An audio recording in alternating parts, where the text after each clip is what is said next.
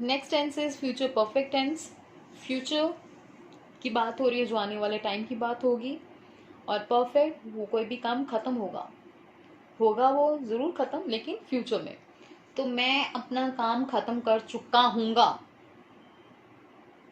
मैं अपनी राइटिंग ख़त्म कर चुकी हूँगी, हम खेल से वापस आ चुके होंगे। तो चुका वर्ड यहाँ पे भी है प्रेजेंट एंड पास्ट की तरह, लेकिन फ्यूचर है, वो फ्यूचर में होगा। कोई काम करेंगे तो ज़रूर ख़त्म करेंगे, लेकिन फ्यूचर में। That will be future perfect tense. Statements and tense of future perfect rules are subject, after that क्योंकि फ्यूचर है तो विल शैल आएगा ही आएगा। Keep that in mind, will shall helping verbs are related to future only. तो future का कोई भी टेंस है, be it simple future, future continuous, future perfect और future perfect continuous, will shall helping verbs will be used. Future के जो भी सारे जो टेंसेज हैं फ्यूचर से रिलेटेड, उनमें जो हेल्पिंग वर्ब्स यूज करने हैं वो कौन से होंगे? विल और शैल।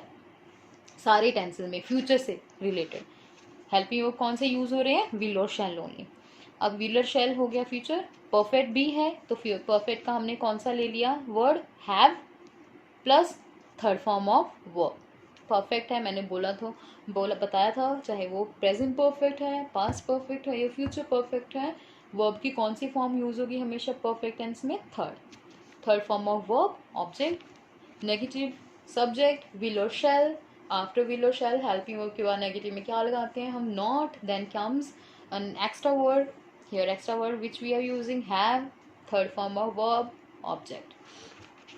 Interrogative, will or shall came in the very beginning, subject came after the helping verb, extra word that is have, third form of verb, object. मैं स्कूल जा चुका हूँगा, I will have gone to school.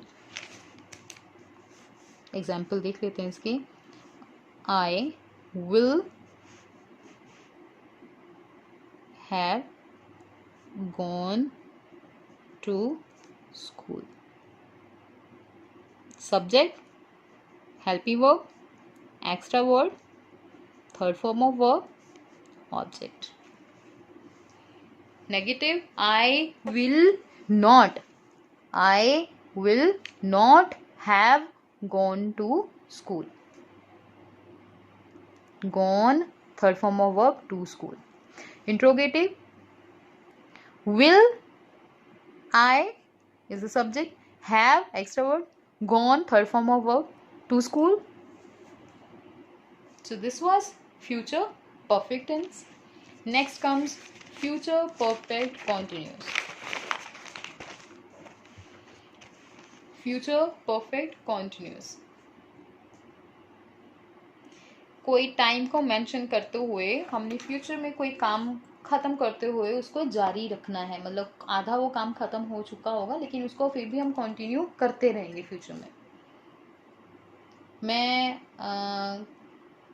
कल से future में, जो आने वाला फ्यूचर है, जो आने वाला कल है, मैं कल से इस स्कूल में पढ़ा रही हूँगी। फ्यूचर करना शुरू फ्यूचर से है और वो कंटिन्यू होगा। I will have been teaching in that school. Rules क्या है? शी सब्जेक्ट, विल और शैल, ऑब्वियसली फ्यूचर है तो विल और शैल सब्जेक्ट हेल्पिंग वर्ब आएंगे, एक्स्ट्रा वर्ड आएगा हैव, बीन, परफेक्ट का हैव, बीन एक्स्ट्रा वर्ड ले लिया, first form of verb and ING. Negative subject, will और shall helping verbs, not, have been, first form of verb ING. Interrogative, will और shall आगे आ गए, subject have been, first form of verb and ing. They will have been visiting us from tomorrow. I will be reaching London till 30th of August. या before 30th of August या after 30th of August. कोई भी word आगे हम इसका ING के जो first form of verb ING लगा दिया, इसके बाद हम कोई भी वर्ड लगा सकते हैं। टाइमिंग बतानी है, लेकिन टाइमिंग के आगे ज़रूरी नहीं आपने सिंस ऑफ और यूज़ करना है, वो आफ्टर यूज़ हो सकता है, फ्रॉम हो सकता है, बिफोर वर्ड यूज़ सकता है, कोई भी वर्ड लगा के उसके बाद अपने टाइमिंग बता सकते हैं। So this was future perfect continuous, जो हमने फ्यूचर में काम जारी रखना है, ख़त्म भी करना है, उसको जारी करते हुए ख़त्म करना है। This was future perfect continuous. With this we end the tenses.